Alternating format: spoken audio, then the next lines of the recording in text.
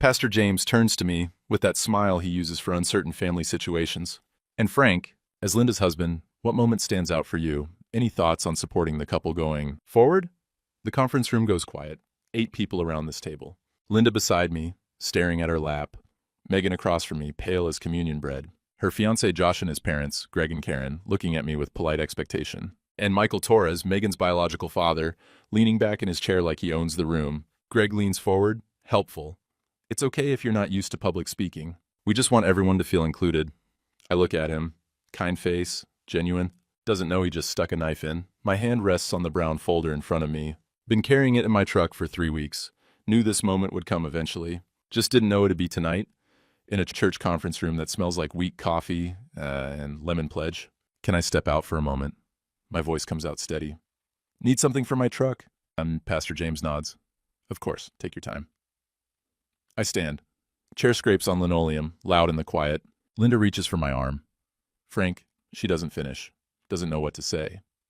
I walk to the door. Hand on the knob. Could turn around right now. Could sit back down and let them keep believing their version of things. I open the door instead. Step into the hallway. Behind me, someone clears their throat. Probably Pastor James. Ready to move on to the next agenda item. The door closes. Outside, the parking lot is dark. March in southern Illinois. 34 degrees. Wind that cuts through my jacket. I can see my breath. My truck sits under the streetlight. Blue paint faded. Lockbox in the bed. I've had that lockbox 3 weeks. Changed the lock myself after Linda said she'd find the key, then never did. I open the tailgate. Pull out my key ring. The lockbox key's separate from my truck keys now. Inside the box, a navy binder. 1.5 inches thick. Took me 4 nights to put it together. Sheet protectors, tabs labeled by year. 17 years of proof. I hold it with both hands. 3 pounds maybe. Feels heavier. Through the church window, I can see them still sitting there. Pastor James gesturing. Greg nodding. Megan's shoulders are tight. She knows something's wrong, just doesn't know what yet. If I walk back in there with this binder, my marriage ends tonight. I know that, like I know my own name. If I don't, I disappear forever. I stand there. Wind pulls at my collar. Traffic hums on Route 40, half a mile away. Inside that church, 7 people think Michael Torres raised my daughter. Think I'm just Linda's husband. A nice guy who showed up to support the family. I tuck the binder inside my jacket, against my ribs, like armor, walk back toward the building. 6 years ago, I made the first mistake. Megan was 17, prom season. Her date, Tyler, came by the house on a Saturday morning to show her something on his phone, some video the kids were watching. I was at the kitchen counter, refilling my coffee. Linda was at the table with her planner. Michael showed up unannounced. First time I'd seen him in 3 years. Walked in like he'd been there yesterday, gave Megan a hug. Tyler, this is my father, Megan said, pointed at Michael. Michael. Tyler shook his hand. Nice to meet you, sir. I stood there at the counter, coffee pot in my hand, frozen. Under the table, Linda's hand found my knee, squeezed hard. That squeeze meant don't make a scene. It always meant that. Michael told some story about Megan as a baby. Wasn't there for it. He was describing a photo Linda had texted him years back. But Tyler didn't know that. Tyler smiled and nodded. I set the coffee pot down real careful. Didn't spill a drop. Need to check something in the workshop, I said. Walked out the back door. The workshop's a detached garage. Built it when Megan was 9. She helped. Held the level while I checked the frame. Handed me nails. Her handprint's still in the varnish on my workbench. She was so proud of that. Said it proved she helped build something real. I stood in there that day, looking at that handprint. Told myself Megan was 17, confused. Bio-dad showing up after years. Of course she didn't know what to say. She'd figure it out later. Linda came out 10 minutes later. You okay? Yeah. Michael's just trying to be involved. For Megan's sake. I know. Don't let it bother you. I didn't answer. Linda went back inside. I stayed in the workshop another hour. Didn't do anything. Just stood there. Later that week, I noticed the filing cabinet in the corner. Bottom drawer, labeled Megan. 17 folders. One for each year since I married Linda. School records, medical files, report cards, receipts. I pulled out the folder marked junior year. And inside, prom ticket receipt, $85 for 2 tickets. Dress receipt, $240. Limo rental, I'd paid half, $120. I stared at those receipts, put them back, closed the drawer. Should have said something that day. Should have pulled Tyler aside and said, actually, I'm the one who's been here. Should have told Michael to his face. You don't get to show up twice a year and call yourself her father. But I didn't. Thought silence was strength. Thought real fathers don't need recognition. That's the lie that trapped me. 4 months ago, I walked into First Midwest Savings and asked Carol for something unusual. Need printouts of all transactions for the last 17 years, I told her. Account ending in 4872. And Carol's been the bank manager since I opened that account in 1995. She raised her eyebrows, but didn't ask questions at first, just typed. The printer hummed. Thermal printer, slow, 47 pages. Then I asked for statements from Megan's college fund, the account we'd closed 2 years back. Carol stapled everything together, slid the folder across the counter. This is unusual, Frank. Everything okay? Just getting organized, I said. Personal records. You doing taxes yourself this year? Something like that? She wanted to ask more. I could see it. But small-town politeness stopped her. I drove home with that folder on the passenger seat. Didn't open it in the parking lot like I wanted to. Waited until I got to the workshop. Spread the pages on my workbench. Right next to Megan's handprint, tuition payments, car down payment. Insurance, $340 a month for 5 years running.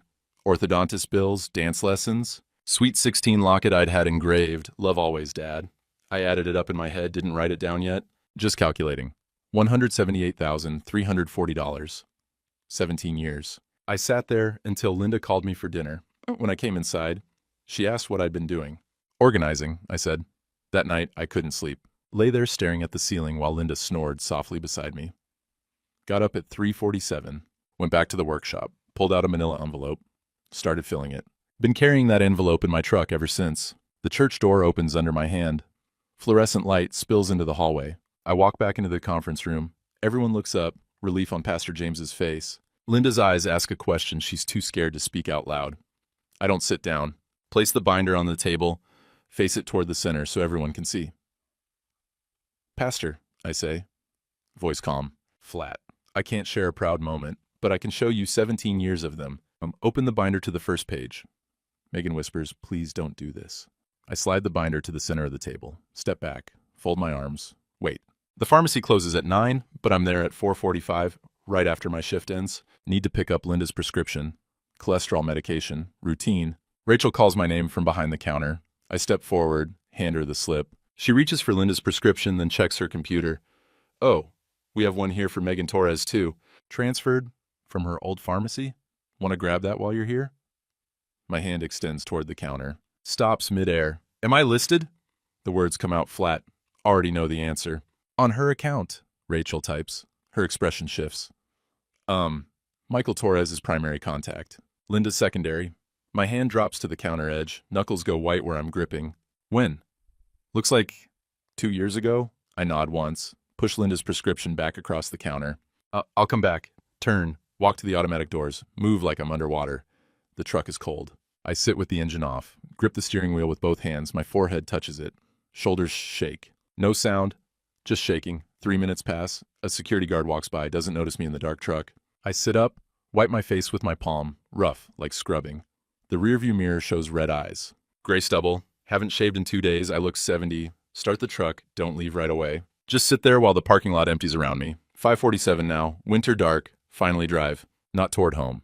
Toward the lake. Linda calls 3 times while I'm sitting at the lake parking area. Each time, her photo lights up the truck interior. Her name on the screen. I watch it ring. Don't answer. 4th call. I pick up. Yeah. Where are you? Dinner's ready. Not hungry. Are you okay? No. I hang up. She doesn't call back. Drive home at 8:15. Linda's at the door when I walk in. What happened? Ask Megan. I go to the bedroom. Shut the door. Don't come out until morning. Saturday morning, 9:15. I'm at the kitchen table with coffee and yesterday's paper. Not really reading. Been staring at the same crossword clue for 10 minutes. My phone buzzes. Screen shows. Megan. Text message. Hey, can you send car insurance check this week? Due on the 5th. Thanks. I pick up the phone, stare at it, set it down, try to focus on the newspaper. Can't. Pick the phone up again, scroll up through our message thread. Going back months. Thumb moving fast. Stop scrolling. Count silently. Lips moving. Linda walks in, pours coffee. What are you doing? Reading. Don't look up. Keep scrolling. 8 months back. Stop at a message. Happy birthday, Dad. That was March 15th. My birthday. She initiated that one. Every message since then. Requests, logistics, thank yous that feel like receipts. I open my banking app. Schedule the payment. $340. Screenshot the confirmation. Type. Done. Sent this morning. Pause. Add. Work going okay? Set the phone face down on the table. Linda sits across from me with her yogurt. Everything okay with Megan? Fine. You seem tense. Just thinking. The clock on the wall shows 12:18 when my phone finally buzzes again. Megan, good thanks. 2 words. I pick up the phone, read it, set it down, open notes. Type. Last real conversation, 8 months ago. Last 180 texts. All requests, close the app, don't delete it. Going to the workshop, I say. Linda looks up. You okay? Yeah, I'm not. Sunday evening, 8:45. I'm in my truck in the driveway, engine off. Been sitting here 30 minutes. Came home from somewhere, can't remember where now, and just never went inside. Knock on the window. I startle. Ed's standing there in his slippers and cardigan. Neighbor across the street. 74 years old, watches everything. I roll the window down. You okay, Frank? He leans on the truck bed. Been seeing a lot of this lately. Yeah, just thinking. Long day. Thinking in a cold truck at night? Ed shakes his head. That's not thinking, that's hiding. I almost smile. Maybe a little of both. Linda know you're out here. Probably. You gonna tell me what's going on, or are we gonna pretend? Nothing to tell. Family stuff. Wedding planning. Even to me it sounds hollow. Family stuff doesn't make a man lose 20 pounds in a month. I look at him. Didn't realize he'd noticed. Ed pats the truck roof. You know where I am if you need, day or night. Don't care if it's 3 a.m. You knock. I nod. Can't get words out. Ed shuffles back across the street, stops at his door, looks back at me, makes sure I'm still here, then goes inside. I sit another 10 minutes. Finally get out, walk to the house. Linda's on the couch, watching TV, doesn't look up. You coming to bed soon? In a bit. I go to the basement instead, pull out the filing cabinet, bottom drawer, every folder labeled Megan. This time I don't just look, I pull them all out. 17 years of them. Spread them on the workshop table. Start organizing. Financial, medical, school, personal correspondence. Work until 2 a.m. Linda never comes down to check. Linda's in the kitchen, on the phone with her sister Amy. Friday evening, 6:30. I'm in the living room with the newspaper, but I can hear every word. No, he's doing fine, Linda says. Sound of knife on cutting board. She's chopping vegetables for dinner. Yeah, I was worried too, but he's calmed down. Amy's voice comes through faint. Can't make out words. Just tone, concerned. I think he's made peace with everything, Linda continues. He's just stressed from work. You know how he gets quiet when he's busy. More from Amy, longer this time. Michael's gonna be at the wedding, and Frank's completely fine with it. We talked about it. I set the newspaper down. We never talked about it. Linda announced it. I said nothing. That's not the same thing. He understands Megan needs her father there. Her father, not a father. Not both fathers. Her father, meaning Michael. Amy says something sharp. I catch the words, Frank is her father. Well, biologically, Michael. Linda cuts herself off. I have to go. Frank's home and I need to start dinner. She hangs up fast. I wait. She doesn't come into the living room, just keeps chopping. Louder now, faster. After 5 minutes, I stand, walk to the kitchen doorway. Don't tell Amy not to call me. Linda's hand freezes mid-chop. She turns. Frank, I want to hear what she has to say. She's just being dramatic. You know how she gets. She's right, though, isn't she? Linda sets the knife down. Right about what? That you've been telling people I'm fine when I'm not. That you've been managing how people see me? I'm protecting Megan. From what? From the truth? Linda's face goes red. From you making this about yourself. It's her wedding, Frank. I haven't made anything about myself. I've been quiet for 6 years. Exactly. So why start now? The question sits between us. Why start now? Like my silence was acceptance. Like staying quiet meant I agreed. What are you going to do? Linda asks. Her voice has an edge now. Fear, maybe. I don't know yet. I turn to leave. But something. She doesn't follow me. Wednesday night, 10:15. Church meeting is tomorrow at 7. I'm in the workshop. Contents of the manila envelope spread across my workbench. Organizing everything into the 3-ring binder. Sheet protectors. Tabs labeled by category. Financial, medical, school, personal. Each document slides into place. My hands are steady, not shaking. This isn't emotion. This is construction. Last page, my own handwriting, block letters. Total financial, 178, 340. Total years, 17. Total parent-teacher conferences, 47. Total emergency contact listings, 14. Total Father's Day cards received, 11. I close the binder, hold it with both hands. 3 pounds, feels like 30. Linda appears in the doorway. I didn't hear her come out. What are you doing out here? It's late. I slide the binder into an empty Amazon box. Just organizing some paperwork. Oh, for what? Personal records, taxes. Can it wait? You have to be up early tomorrow. The church thing is at 7. I know. She doesn't come closer, stays in the doorway. You're still coming, right? I'll be there. Good. Pastor James is really excited to meet Josh's parents. This is important for Megan. I don't respond. She waits. Doesn't get confirmation. Okay, well, don't stay up too late. Turns, goes back inside. I watch her leave. 20 minutes later, I carry the box to my truck. Open the bed lockbox. Put the binder inside, close it, lock it, stand in the driveway, look at the house. Lights on in the bedroom, kitchen, garage. This is my home. Tomorrow it won't be. I know this. Linda doesn't. Go inside. Linda's in the bathroom brushing her teeth. I'm sorry, I say through the door. She spits. For what? You'll know tomorrow. What? Nothing. Good night. I go to the bedroom. Linda comes in a minute later. You feeling okay? You're acting weird. I'm fine. Just tired. Well, big day tomorrow. Pastor James is so great. This'll be really nice. Yeah. She turns off the light. We lie there in the dark. She falls asleep in 10 minutes. I hear her breathing go deep and steady. I don't sleep at all. Linda's in the kitchen on the phone with her sister Amy. Friday evening, 6:30. I'm in the living room with the newspaper open on my lap, but I stopped reading 5 minutes ago. Can hear every word. No, he's doing fine, Linda says. The sound of her knife on the cutting board, chopping vegetables for dinner, carrots from the smell. Yeah, I was worried too, but he's calmed down. Amy's voice comes through faint. Can't make out the words, just the tone. Concerned, pressing. I think he's made peace with everything, Linda continues. Chop, chop, chop. He's just stressed from work. You know how he gets quiet when he's busy? Amy says something longer. Linda's silent while she listens. The chopping stops. Michael's going to be at the wedding, and Frank's completely fine with it. We talked about it. I set the newspaper down on the coffee table. Carefully. We never talked about it. Linda told me Michael would be there. I didn't argue. That's not the same as talking. He understands Megan needs her father there. Her father. Not a father. Not her father's. Singular. Meaning Michael, not me. Amy's voice gets louder. I catch pieces now. Linda, that's not... And Frank is her father. Well, biologically Michael... Linda starts, then stops herself. Look, it's complicated. Frank chose to marry me, knowing Megan came with... Amy interrupts. Her voice sharp enough, I hear the full sentence. I'm going to call Frank myself. This isn't right. Linda's tone changes, panic underneath the firmness. No, Amy, please, just give it time. I've been giving it time. 6 years, Linda. I've watched you do this. Do what? Manage him. Tell him to be quiet. Tell him to be patient. And now you're telling everyone he's fine with being erased? Silence from Linda. Just the sound of her breathing. I'm calling him tomorrow, Amy says. Final. Please don't. The wedding's in 6 weeks. Can't we just what? Let Megan pretend Frank doesn't exist. Let Michael take credit for another man's work. Amy, I love you, but you're wrong. And I'm not watching this anymore. The line goes dead. Linda stands there holding the phone.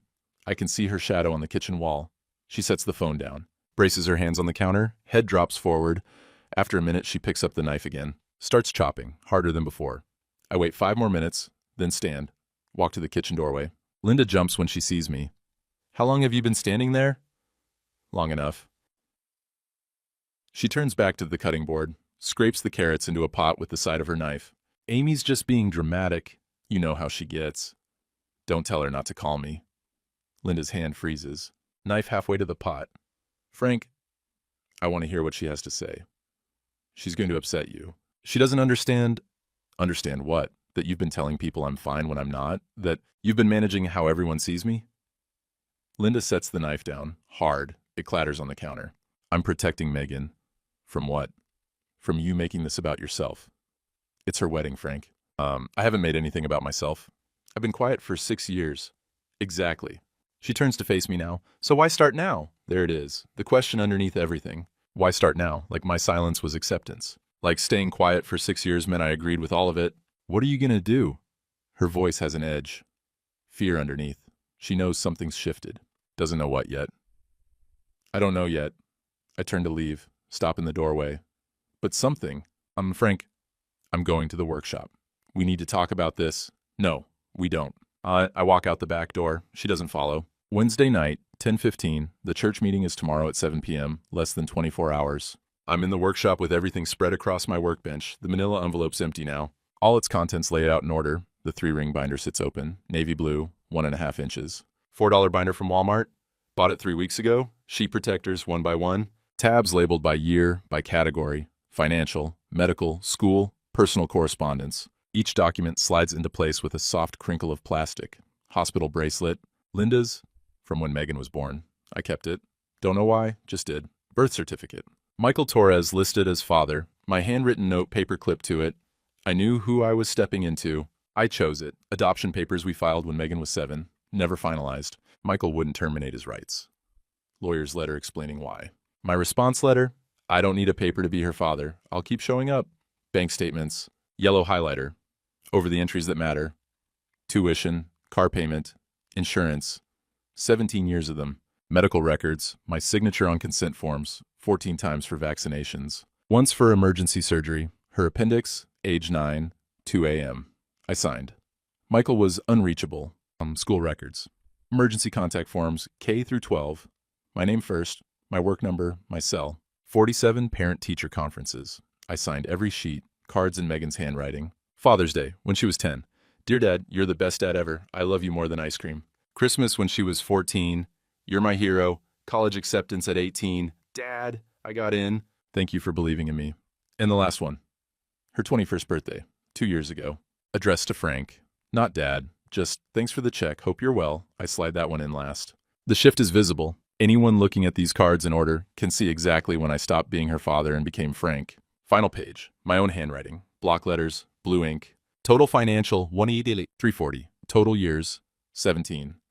Total parent-teacher conferences, 47.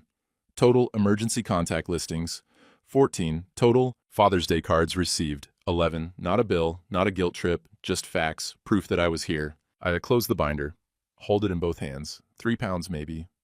Feels heavier. The workshop door opens. Linda. Didn't hear her come out. What are you doing? It's late. I slide the binder into the empty Amazon box on the floor. Cardboard flaps cover it. Just organizing paperwork. For what? Personal records. She stays in the doorway. Doesn't come closer. Can it wait? You need to be up early. The church thing is at 7. I know. You're still coming, right? I'll be there. She watches me, trying to read something in my face. Good. This is important for Megan. I don't respond. Just look at her. She waits. When I don't say anything else, she shifts. Okay, well, don't stay up too late. She turns, goes back inside. I wait until the back door closes, then pull the binder out of the box. Look at it one more time. Tomorrow night, I bring this into that church. Everything changes. Linda will divorce me. Megan's wedding might not happen. Josh's family will know they were lied to, and I'll be the one who destroyed it all. Or I leave it in the truck, say nothing, again, sit at that table while Michael gets called Megan's father, while I'm introduced as Linda's husband, while 17 years disappear like they never happened. That version of tomorrow, I keep my marriage. Keep the peace. Keep being invisible. I tried that version for 6 years. It almost killed me. I carry the box out to my truck. 10:45 p.m. Linda's bedroom light is on upstairs. She's getting ready for bed. Open the truck bed lockbox with my key. The one Linda never found when I asked her to. The one I changed the lock on myself. Put the binder inside. Close the lockbox. Lock it. Stand there in the driveway. Look at my house. Lights in the bedroom. Kitchen. The workshop behind me. This is my home. Tomorrow night, it won't be. Linda doesn't know that yet. I go inside. She's in the bathroom brushing her teeth when I pass the door. I'm sorry, I say. She spits into the sink. For what? You'll know tomorrow. What? Nothing. Good night. She comes into the bedroom a minute later while I'm sitting on the edge of the bed. You feeling okay? You're acting weird. I'm fine, just tired. Big day tomorrow. She gets into bed, pulls the covers up. Pastor James is great at these family meetings. This will be really nice. Yeah. She turns off the lamp. We lie there in the dark. Her breathing slows. Gets deep. She's asleep in 10 minutes. I stare at the ceiling until morning. The conference room smells like church coffee, weak, too much water, and lemon furniture polish. Rectangular table, 8 metal folding chairs with padded vinyl seats. One of them squeaks when Greg shifts his weight. We all arrived separately. Josh and Megan first, holding hands. Greg and Karen second. Karen carrying a notebook, prepared like she's chairing a meeting. Michael and his wife, Tanya, third, 5 minutes late, no apology. Linda and me last. Pastor James sits at the head of the table. He's good at this. The gentle authority, the warm smile that puts people at ease. Been our pastor 12 years, married Linda and me in this church. So glad we could all gather, he says. Gestures around the table. Love seeing families come together. Small talk starts. Weather. Cold snap coming. Might snow again. Josh's new promotion at the electrical company. Megan's nursing shifts. Nights are exhausting, but she loves the work. Michael's loud. Tells a story about traffic on the way here. Laughs at his own joke. Tanya smiles beside him. They seem easy together. Comfortable. Linda keeps glancing at me. I'm sitting rigid. Can't help it. My folder's on the table in front of me. Brown, 9 by 12. She's looking at it, looking at me. Looking at it again. Megan won't meet my eyes. Been like that since we sat down. She's spinning her engagement ring. Round and round on her finger. Greg and Karen are polite. Midwest nice. But they're watching everyone, assessing. Karen writes something in her notebook. Date, probably. Names. Let's get started. Pastor James folds his hands on the table. We're here tonight to honor both families as Josh and Megan prepare for marriage. Blended families are a blessing, and I want each parent to share maybe a moment you're proud of, or hopes for the couple going forward. He looks around, smiles. Michael, why don't you start? Michael sits up. He was expecting to go first.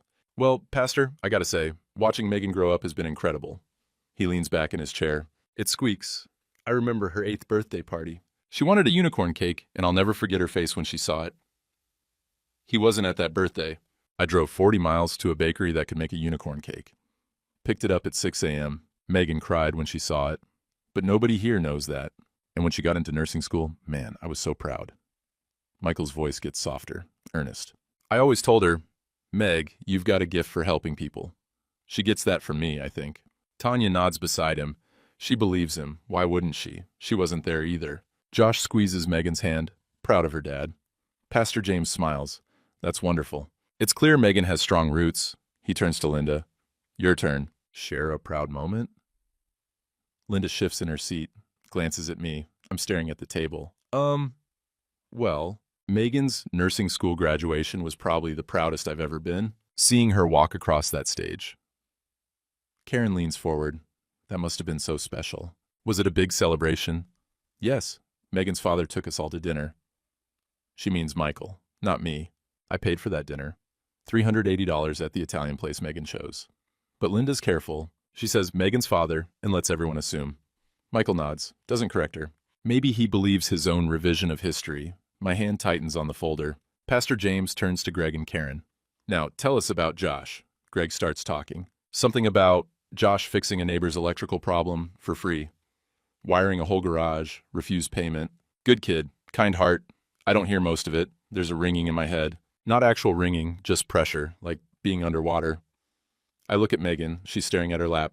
Won't look up. Look at Linda. She's nodding along to Greg's story, smiling at Pastor James. Everyone in this room thinks Michael raised my daughter. Thinks I'm just Linda's husband. A nice guy who showed up to support the family. Greg finishes his story. Pastor James turns to me. And Frank, as Linda's husband, what moment stands out for you? Any thoughts on supporting the couple going forward? The words hit like cold water. Linda's husband, not Megan's father, not even Megan's stepfather. Just Linda's husband. I don't answer. Can't form words yet. Greg tries to help, thinks I'm shy. It's okay if you're not used to public speaking. We just want everyone to feel included. His face is kind. Genuine. He has no idea what he just said. Josh adds, yeah, Frank, anything you want to say? Even just advice or whatever? He's smiling, expectant, thinks we're all family here, thinks this is a normal pre-wedding meeting. I look at Megan. She's pale, frozen, knows something's wrong but doesn't know what. The folder's in front of me. Been carrying this in my truck for 3 weeks. Knew I'd need it eventually. Just didn't know it would be tonight. In this room, with Pastor James watching. Can I step out for a moment? My voice comes out steady, flat. Need something from my truck. And Pastor James nods. Of course. Take your time. We're not in a rush. I stand, push my chair back. The scrape on linoleum is loud. Linda reaches for my arm. Frank. She doesn't finish the sentence. Doesn't know what to say. I don't look at her. Walk to the door, hand on the knob. This is it. I can turn around right now. Sit back down. Let them keep believing. I open the door. Step into the hallway. Behind me, someone clears their throat. Probably Pastor James. Ready to move on. The door closes. Outside, the parking lot is dark. 34 degrees. Wind cuts through my jacket. I can see my breath in the air. My truck sits under the streetlight. I walk to it. Gravel crunches under my boots. Open the tailgate. Pull out the lockbox key. Inside, the navy binder. I hold it in both hands. 3 pounds. Feels like 30. Through the church window, I can see them. Still sitting there. Pastor James gesturing, Greg nodding, Megan's shoulders are tight, Linda's staring at the table. They think I'm getting water. Or using the bathroom. They don't know. If I walk back in there with this binder, my marriage ends tonight. If I don't, I disappear. I stand there. Wind pulls at my collar. Traffic on Route 40 hums in the distance. I tuck the binder inside my jacket. Against my ribs, walk back to the building. I open the conference room door. Everyone looks up. Relief on their faces. Good, he's back. We can continue. Linda, you okay? I don't answer. Walk to the table. Don't sit down. Place the binder on the table. Pastor James. Oh, good. You're back. We were just... I interrupt. Voice calm. Flat. Pastor, I can't share a proud moment, but I can show you 17 years of them. Open the binder to the first page. Turn it so everyone can see. First page, hospital bracelet. Linda's, from when Megan was born. Birth certificate underneath. Shows Michael Torres as father. My handwritten note, paper clipped on top. I knew who I was stepping into. I chose it. Greg leans forward. Reads the note out loud. Confused. I knew who I was stepping into. I chose it. He looks up at me. Frank, what is this? I slide the binder to the center of the table. Step back, fold my arms. Don't say anything, let them look. Pastor James picks up the binder, starts flipping pages slowly. Second page, adoption paperwork, never finalized. Lawyer's letter, explaining Michael wouldn't terminate his parental rights. My response letter stapled underneath. I don't need a paper to be her father. I'll keep showing up. Third page, bank statements, yellow highlighter over the entries. Tuition, car down payment, insurance. Page after page of them. Pastor James's face changes. Confusion turns to realization. Karen pulls the binder toward her, flips faster. Medical records, my signature on consent forms, insurance cards showing my name. Emergency contact forms from school, my name first, 17 years of them. Josh picks up a sheet protector from the middle of the binder. Father's Day card. Pink construction paper, marker, in a child's handwriting. He reads it aloud. Doesn't understand the context yet. Dear Dad, you're the best dad ever. I love you more than ice cream. Looks at the date written at the top, 2011. Looks at Megan, looks at Michael, looks at me. Wait. He flips another page. Bank statement, highlighted line. Frank, you paid for Megan's college? Megan whispers, please don't do this. I don't respond. Just stand there, arms folded, waiting. Josh flips more pages. His hands are shaking now. Stops at the financial summary page. $178,000? His voice rises. You told me your dad, Michael, you said he sacrificed everything for your education. Megan's crying now. It's complicated. He was married to my mom. He offered? Josh's face is red. This says 17 years. This says he paid for everything. He looks at Michael. How much did you pay? Michael shifts in his seat. I sent money when I could. I had my new family. How much total? Maybe 4,000 over the years. Josh slams the binder shut. The sound makes everyone jump. 4,000. Frank paid 178,000. Greg picks up the binder, opens it to a different section, pulls out a sheet protector. Megan. His voice is quiet, disappointed. Did you write these cards to Frank? He holds up the Father's Day card. The Christmas card from when she was 14, the college acceptance letter where she called me dad. Megan can't speak, just nods. When did you stop? Greg flips to the last card, reads it. Frank. Thanks for the check. Hope you're well. He looks at the date. 2 years ago, you were 21. He sets the card down, looks at Megan like he's never seen her before. Pastor James is still holding the binder. He's on the medical records now. Page after page of my signature. Emergency surgery when Megan was 9. My name on the consent form. Date and time, 2:17 a.m. He looks up at me. Frank, why didn't you say something before? My first words since I opened the binder. I did. Every day for 17 years. Nobody was listening. Silence. Karen breaks it. Her voice is ice. Linda, did you know about this? Linda's hands are shaking. It's complicated. Frank and I, we decided together not to make a big deal about... You decided? Karen's voice gets sharper. Or he was told to stay quiet? Linda doesn't answer. Josh stands up. Did my family know Frank raised you? Megan can't look at him. I didn't think it mattered. Didn't matter. He's almost yelling now. We seated him at table 9, your mom's husband. We put Michael at the family table as your father. He is my father. Stop. Josh's voice cracks. Just stop. Michael tries to defend himself. I'm her biological father. That's not something you can just erase. Greg turns on him. You didn't raise her. You sent $4,000 in 23 years. Sit down. Michael's mouth opens, closes. He sits. The room goes quiet. Just the sound of breathing. Karen, flipping through pages. the fluorescent lights humming overhead. Pastor James looks at me. Frank, do you want to say anything? I shake my head. He nods, understands, closes the binder, sets it in front of Josh. Josh stares at it, then at Megan, then at me. Can I keep this? He asks. Make copies? It's yours. He takes it. Doesn't give it back to Megan. Pastor James stands. I think we should take some time, process this. Maybe we reconvene next week. No. Josh's voice is flat.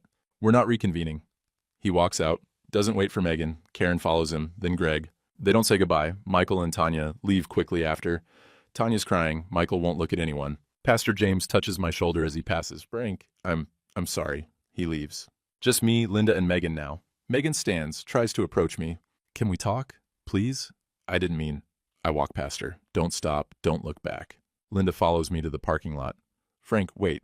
I turn. Just my head. Don't fully face her. Don't. Get in my truck. Start it. Drive away. In the rearview mirror, I see Megan collapse into a chair. Linda standing in the parking lot, both of them alone, the way I've been alone for 6 years. I drive home, park in the driveway, sit there for 20 minutes, finally go inside. The house is empty. Linda's still at the church, I guess. Or driving around. Don't know. Don't care. I go to the bedroom. Pack a bag. Clothes for a week. Toiletries. Leave everything else. Write a note.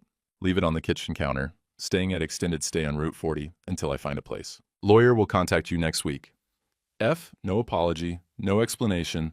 Lock the door behind me on the way out. I don't go to the extended stay. Not yet. Drive around for an hour. End up at the lake. Same place I went after the pharmacy. Park. Engine off. Stare at the water. My phone rings. Linda. I let it go to voicemail. Rings again. Linda. Again. Linda. Fourth time I answer. Frank, please come back. We need to talk about this. No. You can't just leave. I already did. Where are you? Does it matter? Silence on her end. Then, what do you want me to do? Nothing. There's nothing to do. Frank, I hang up, turn the phone off, sit there until midnight, then drive to the extended stay. Friday morning, 24 hours since the church meeting. I'm at work, water department. Same job I've had for 30 years. Donna, the department secretary, brings me coffee around 10. Heard there was some excitement at church last night. Small town. Of course she heard. Yeah. You doing okay? Fine. She doesn't believe me, sets the coffee on my desk. You know where I am if you need anything. Thanks, Donna. She leaves. I stare at the coffee. Don't drink it. My phone, turned back on this morning, has 17 missed calls, 12 from Linda. 3 from Megan, 2 from Pastor James, no voicemails. They know I won't listen. 1 text from Linda. Josh's mother called. They want Megan to apologize to you or the engagement is off. I don't respond. Another text an hour later. Please call me. We need to figure this out. Don't respond. At lunch, I drive to a law office downtown. Ask for a divorce attorney. The receptionist gives me a name. Sarah Mitchell. Can see me next week. I make an appointment. Saturday. 48 hours since the church meeting. I'm apartment hunting. Found a place on Route 40. 2 bedrooms, $780 a month. 4th floor. Balcony overlooks a retention pond. I sign the lease. Move-in date, Monday. When I get back to the extended stay, there's a car I don't recognize in the parking lot. Honda Civic. Megan's car. She's sitting on the curb outside my room, sees me pull in, stands up, I get out of my truck. She starts walking toward me. Frank, please, can we just talk? No. I'm sorry. I didn't mean. Josh's family won't. I need you to tell them. Tell them what? That I didn't mean it. That you were my dad. You are my dad. I was just confused. You were 21 when you changed my name on your cards. That's not confused. That's a choice. I know, but I'll fix it. I'll tell everyone. I'll make it right. You can't fix what you meant. Her face crumples. Please. Josh left me. His family won't talk to me. Everyone at church, they're all please. I can't help you. You're the only one who can. I shake my head. I was your father. You were my daughter. Past tense. I accept that now. No, please. Don't say that. Goodbye, Megan. I walk past her to my room, unlock the door. She's still standing there when I close it. 20 minutes later, I hear her car start, drive away. I sit on the edge of the bed, stare at the wall. The room smells like bleach and old carpet. This is my life now. Monday morning, I move into the apartment, don't have much, clothes, tools from the workshop, coffee maker. That's it. Leave everything else. Furniture, kitchen stuff, photos, left the wedding photo on the mantle. Face down, Linda can have it all. Wednesday, 1 week since the church meeting. My phone rings, number I don't recognize. I answer anyway. Frank Coleman? Yeah. This is Sarah Mitchell, divorce attorney. You have an appointment with me Friday, but I wanted to call now. Your wife's attorney just contacted me. Linda has an attorney? She does now. She's willing to negotiate on the house. Wants to know your terms. The house is in my name. I bought it before we married. Then you have options. You can sell it and split proceeds, or you can offer her a buyout, or she can rent from you. What's market rate for rent? For a 3-bedroom in your area? Probably $1,400 a month. That's more than she makes. I'm aware. Silence. What do you want to do, Frank? I want her out. Okay, I'll draft the paperwork. You're sure? I'm sure. All right. See you Friday. She hangs up. I sit there, holding the phone. This is real. I'm divorcing Linda. 18 years of marriage. Done. Thursday, Ed calls, my neighbor. Frank, it's Ed, across the street. Hey, Ed. Listen, I saw Linda packing boxes. She leaving? Yeah. You okay? I'm fine. You need anything? No, but thanks. All right. You know where I am. I do. He hangs up. Good man, Ed. Known him 20 years. He gets it. Doesn't press. Saturday. 10 days since the church meeting. I'm at the hardware store. Need to fix a leaky faucet in the apartment bathroom. Buying washers and a wrench. Ray owns the place. Been here 40 years. Friend of mine since I moved to town. He sees me at the counter. Heard what happened. Yeah. Never did trust that bio dad. You did right. Didn't do it to be right. I know. That's why it was. He rings up my stuff. $47. I pull out my wallet. Ray waves me off. Put that away. This one's covered. Ray. Not arguing. Just take it. I nod. Thanks. You take care, Frank. You too. Walk out. Get in my truck. Sit there for a minute. People in this town. They know. They see. More than Linda ever did. 2 weeks after the church meeting, I go to church. Saturday evening service. Smaller crowd. Older people mostly. Sit in the back row. Linda's not there. Haven't seen her since the night I left. Megan's not there either. Haven't seen her since the extended stay. Service starts. Pastor James does the sermon. Something about forgiveness. About grace. I don't listen. Just sit there. After, people come up. Not many. Maybe a dozen. Ed, from across the street. I watched you raise that girl. I know what you did. You're a good man. Woman named Clara. Goes to Linda's Bible study. My husband and I, we always thought you were her father. We didn't know about all that other mess. A young guy, Ben, maybe 35, has a son. The way you handled that, with dignity. That's what I want to teach my son. They don't linger. Don't make a big deal. Just say their piece and move on. I nod. Thank them. Don't know what else to do. Linda's in her usual spot at the front. I see her when I'm leaving. She sees me too. We don't speak. 3 weeks after the church meeting. Text from Megan, first one since the extended stay. Josh broke up with me. Wedding's off. Are you happy now? I stare at the text. Type. I'm not happy or unhappy about it. It's not my situation. Her. You destroyed my life. Me. I showed up for 17 years. You destroyed the story yourself. I just stopped pretending it didn't happen. Her. I needed you. Me. Past tense. Correct. I block her number. Don't hear from her again. 4 weeks after the church meeting. Sarah, my attorney, calls. Frank, divorce papers are ready. Linda's attorney signed off. She's moving out next week. Going to stay with her sister. Okay. The house is yours. You owe her half the equity. $87,000. Payment plan or lump sum? Lump sum. Get it over with. All right. I'll send the paperwork. Thanks, Sarah. You doing okay, Frank? Fine. You sure? Yeah. She doesn't believe me, but she doesn't push. Okay. Call if you need anything. Hangs up. I sit on my apartment balcony. Cold out. March turning to April. 41 degrees. Watch the retention pond. 3 ducks floating. Spring migration. My marriage is over. My daughter's gone. My house is empty. And I'm sitting here, alone, watching ducks. This is what truth cost. 6 weeks after the church meeting, I hire Sarah Mitchell for the divorce. First meeting in her office. She's younger than I expected, maybe 40, sharp, organized desk, no small talk. What are you hoping for in the separation? Legal protection, asset division, no contact. Are you open to reconciliation? No. She looks up from her notepad, studies me. Most clients want...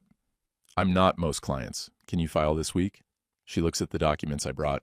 Property deed, bank statements, timeline of events, everything organized in a folder. You're very prepared. I've been preparing for 17 years. Just didn't know it. She almost smiles. All right. I'll have papers ready by Friday. The house is in my name. Bought it before I married Linda. Paid cash from selling my father's place after he died. Sarah lays out my options. You can sell and split proceeds, or Linda can buy you out, $87,000 for her half of the equity, or she can pay rent at market rate, $1,400 a month. What's she make? $38,000 a year, so she can't afford the buyout. Can't afford the rent either. Third option, I say, so she moves out. You're sure? Yes. Sarah makes a note. Okay, I'll notify her attorney. Week 7. Tom from church stops me at the hardware store. Been friends 20 years. Deacon. Good man. Frank, heard about everything. Megan's really struggling. Okay. She made a mistake. Young people do that. 17 years of mistakes. I'm no longer available to absorb them. But family forgives. I did. I forgave the first 100 times. I'm not family anymore. She made that clear. Tom shifts his weight. Uncomfortable. This isn't like you. The old version of me is retired. This is who I am now. He doesn't know what to say to that. I pay for my supplies. Leave. Week 8. Linda shows up at my apartment, 10 p.m. I'm reading on the couch. Knock on the door. Look through the peephole. Her. Open the door. Don't invite her in. Stand in the doorway. Can we please talk? You have an attorney. Use her. I can't afford an attorney. I can barely afford. She stops. 20 years of marriage. Doesn't that mean something? 17 of those years you watched our daughter erase me. You said nothing. That means something. Frank, we're done, Linda. You're being cruel. I'm being clear. There's a difference. She stands there, tears on her face. I don't move. I need more time, she says, to find a place. You have until the end of the month. That's what the court ordered. That's 2 weeks. I know. Where am I supposed to go? Your sisters, she offered. Linda's face hardens. You've got this all figured out. I do. What happened to you? You did, for 6 years. I just finally noticed. I close the door. She stands there for a minute. I can see her shadow under the door. Then she leaves. Week 9. Donna at work brings me coffee, like she does every morning now. Heard about the family stuff. That's rough. How you holding up? I'm good. Downsized my obligations, simplified things. You seeing anybody? Talking to someone? I'm talking to a lawyer. That's sufficient. She sets the coffee down. Frank, you don't have to be so hard. Yes, I do. Should have been hard 20 years ago. She leaves, closes my office door quietly. I drink the coffee. It's good. She makes it better than the machine does. Week 10, I stop by the house. Need to check the furnace before Linda moves out. Don't want pipes freezing if she turns the heat off. She's there. Packing boxes in the kitchen. Sees me. Didn't know you were coming by. Just checking the furnace. Oh. I go to the basement. Check the pilot light. Check the thermostat. Everything works. Come back upstairs. She's still in the kitchen. Box of dishes half packed. I'm sorry, she says. Doesn't look at me. Just keeps wrapping plates and newspaper. For all of it, I don't answer. I thought if I gave it time, Megan would come around on her own. I didn't want to force her. I thought. She stops. I was wrong. Yeah. Is that all you're going to say? What else is there? She looks at me now. You could tell me you forgive me. I can't do that. Why not? Because I don't. She turns back to the dishes. Keeps packing. I leave. Week 12, Sunday service. I go to the later one now, Saturday evening. Fewer people. Less chance of running into Linda, but she's there anyway, front row, her usual spot. I sit in back. We don't acknowledge each other. After the service, people stop me. Always the same ones now. Ed, Clara, Ben, a few others. They don't ask questions, just check in, make sure I'm okay. I am, or I'm not. Hard to tell the difference anymore. Walking to my truck, I see Megan's car in the parking lot. She's inside it, watching me. I get in my truck, start it, drive away. In the rearview mirror, I see her sitting there, just sitting, watching me leave. Week 13. The divorce is finalized, papers signed. Linda moves out 3 days later. I drive by the house that night. Lights are off, driveway empty. I park, go inside. It's quiet. Echoes when I walk. All the furniture's still here. I told Linda to take what she wanted. She took almost nothing, just her clothes and personal items. I stand in the kitchen. This is where we had breakfast for 18 years, where Megan did homework at the table, where Linda made dinner while I read the paper. All of it's gone now, not the furniture, the life. I don't stay long, lock up, go back to the apartment. Week 14. My phone rings. Unknown number. I almost don't answer. Frank Coleman? Yeah. This is Greg Martinez, Josh's father. I sit up. Hey, Greg. Listen, I wanted to call. Josh and Megan. It's over, officially. He gave the ring back last week. I heard. I know this is awkward, but I wanted you to know what you did took guts. My wife and I, we respect that. You were in an impossible situation. Thanks. Josh is doing okay, hurting, but okay. He keeps saying he can't marry someone who could do that to their father. Those are his words. No, I don't know what to say. Anyway, just wanted you to know, we don't blame you for any of this. I appreciate that. You take care, Frank. You too. He hangs up. I sit there, holding the phone. Josh broke up with Megan because of me. The wedding's off because of me. Their future's gone because I brought a binder to a church meeting. I did that. And I'd do it again. 4 months after the church meeting, Sunday morning service. I've switched back to morning now, easier. Linda goes to evening service now. We've divided the church like assets. Pastor James preaches about service, about honoring those who serve quietly. He doesn't say my name, doesn't need to. Everyone knows. Sometimes the greatest love is silent, he says. And sometimes silence is mistaken for weakness, but God sees. And eventually, so does everyone else. I'm in the back row, alone. Linda's not here. Megan hasn't been to church in months. After the service, people approach. Same ones. Always the same ones. Ed, you did right, Frank. Don't let anyone tell you different, Clara. My husband and I always knew. We saw you at every school event, every game, every recital. Ben, my son asked about you, about what happened. I told him sometimes being a man means standing alone. I nod. Thank them. Don't linger. That afternoon, I'm at the grocery store. Produce section. Picking out apples. See Megan 3 aisles over. She sees me too. Freezes. I keep shopping. Don't acknowledge her. She walks toward me, slow, like she's approaching a wild animal. Frank, I put an apple in my bag. Pick up another one. Can we talk? Just for a minute? No. Please. I've lost everything. Josh left. His family won't speak to me. People at church, they look at me like, I moved to the oranges. She follows. I was stupid. I didn't understand what I was doing. I was young. You were 21 when you stopped calling me dad. That's not young. That's grown. I know, but I can change. I can fix this. If you just but I stop. Turn to face her. First time I've looked at her directly in months. You didn't lose everything, Megan. You traded it. For a father who didn't raise you. That was your choice. I didn't know you knew. Her eyes fill. What do you want me to say? Nothing. There's nothing to say. I turn back to my cart. Keep shopping. She stands there. People are watching now. Staring. This is a small town. They know the story. Megan walks away, fast, almost running. I finish shopping, check out, drive home. Don't think about her the rest of the day. 5 months after the church meeting, I'm at the diner, Sunday breakfast, eggs and toast, coffee. Ray from the hardware store sits down across from me. Doesn't ask, just sits. Morning, Frank. Morning. Saw Linda at the store yesterday. She's living with her sister now. I heard. She looks rough. I don't answer. Eat my eggs. You doing okay? Fine. You ever think about, I don't know, reaching out, talking? No. Ray nods, doesn't judge. Fair enough. He gets up, pats my shoulder, leaves. The waitress refills my coffee. Young woman, maybe 25, went to school with Megan. Mr. Coleman? I look up. I just wanted to say, I remember you at all our school events. Every concert, every game, you were always there. Thanks. Megan's loss, not yours. When she walks away before I can respond, I sit there, finish my coffee. People see, they know, more than I thought they did. 6 months after the church meeting, Facebook's been talking. I don't have an account, deleted it years ago, but Donna shows me at work. Someone from church posted something vague. Wild, how people rewrite history until receipts show up. On comments underneath, dozens of them. Wait, what happened? Check DMs. Some people forget who raised them. Donna closes her phone. It's spreading. People know. Good. You sure? This is going to follow Megan for a while.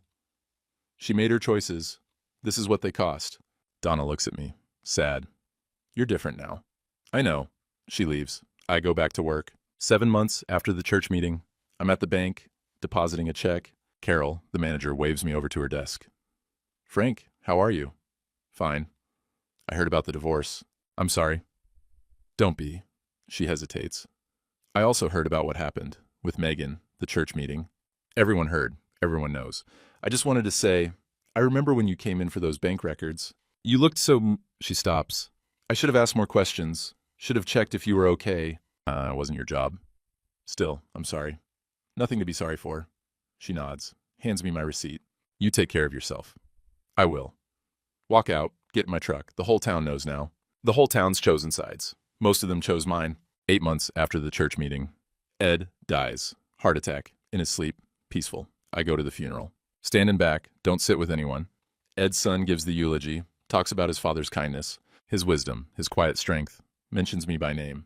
Dad always said Frank Coleman was the kind of man he wanted to be. Steady, reliable, true to his word. I didn't know Ed said that. After the service, Ed's son finds me, shakes my hand. Dad thought the world of you. Especially after everything that happened. He was a good man. He said the same about you. We shake again. He moves on to other mourners. I stand there, looking at Ed's casket. He saw me sit in my truck all those nights, knew I was breaking, came out in his slippers just to check. Good man, I'll miss him. 10 months after the church meeting, I'm at the house. My house now. Moved back in last month. It's emptier than before. Took most of the furniture to Goodwill. Kept the basics. Couch, bed, table. That's it. Sitting in the living room. News on TV. Don't know what they're talking about. Just background noise. Doorbell rings. I open it. Linda's sister, Amy. Amy. Frank.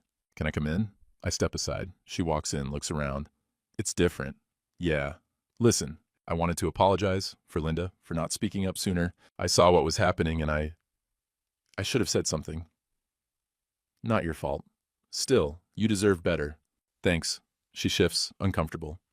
Linda's not doing well. She's depressed, barely leaves the house. Oh, I don't answer. I'm not asking you to go back to her. I know that's not happening. But maybe you could talk to her just once? No. Frank, she made her choice. Every day for 6 years she made it. I'm done paying for her choices. Amy nods. Okay, I understand. She leaves.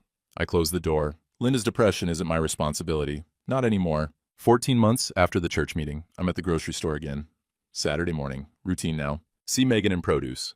Same place as last time. She sees me. Freezes. I keep shopping. Don't look at her. She approaches anyway. Slower this time. More careful. Frank, I pick up a tomato, examine it, put it in my bag. Please, can we just talk for 1 minute? No. I've lost everything. Her voice cracks. Josh is engaged to someone else. His family won't let me near them. Mom blames me for losing you. Everyone at church. I move to the lettuce. She follows. I didn't know what I was doing. I was confused. I stop. Turn to look at her. She's thinner. Dark circles under her eyes. Hair pulled back in a messy ponytail. Scrubs. She's coming from or going to work. You didn't lose everything, I say. You traded it. For a man who sent $4,000 in 23 years and showed up twice a year, that was your choice. I was stupid. You understood exactly what you were doing. You chose comfort over truth. You chose easy over right. That's not stupid. That's just who you are. Her face crumples. What do you want me to do? Nothing. There's nothing to do. I can't fix this? No. Not ever. Not ever. She stands there, crying, people watching. I turn back to my cart, finish shopping, walk to checkout. She's still standing there in produce when I leave. I get in my truck. Sit there for a minute. That's it. That's the end. Last conversation we'll ever have. Megan's gone. Linda's gone. The life I built for 17 years, gone. And I'm sitting here, alone. Groceries in the back seat. I start the truck, drive home. That evening, I'm on my apartment balcony, 4th floor, overlooks the retention pond. 41 degrees. Late March. Spring coming. Cheap plastic chair from the hardware store. Metal side table with my coffee. Black mug, chipped on the rim. The coffee's cold. Been sitting here an hour. 3 ducks on the pond. Paddling around. Migration season. No music, no TV from inside. Just the sound of the neighbor's door closing 2 units down. Sound of a truck starting in the parking lot. Driving away. I watch the ducks. Not thinking about Megan. Haven't checked her social media. Don't have social media to check. Not thinking about Linda. Divorce finalized 3 months ago. Paperwork in a filing cabinet. Haven't opened it since. Not thinking about the 17 years I lost. Just watching ducks. One dips its head underwater. Tail up. Surfaces. Shakes water off its feathers, paddles to the edge of the pond, steps onto the mud, stands there, preening, not going anywhere in particular. I watch. Take the last sip of cold coffee. It's bitter. Should have drunk it when it was hot. Stand up, go inside, close the balcony door quietly. Don't lock it. 4th floor, no need. Sound of the door clicking shut. Inside, the apartment is quiet. 2 bedrooms, barely furnished. Couch, bed, table, that's it. Kitchen's clean, no dishes in the sink, nothing on the counters. Living room has 1 photo. Me and my father. Fishing trip. I was 30. He died 2 years later. No photos of Megan. No photos of Linda. I don't need photos to remember. I remember fine. I just don't want to. 15 months after the church meeting. My 63rd birthday. No one calls. I blocked Megan and Linda's numbers 6 months ago. Donna brings a cupcake to my desk at work. Happy birthday, Frank. Thanks. Any plans? Going fishing, solo. That sounds nice. It is. She leaves.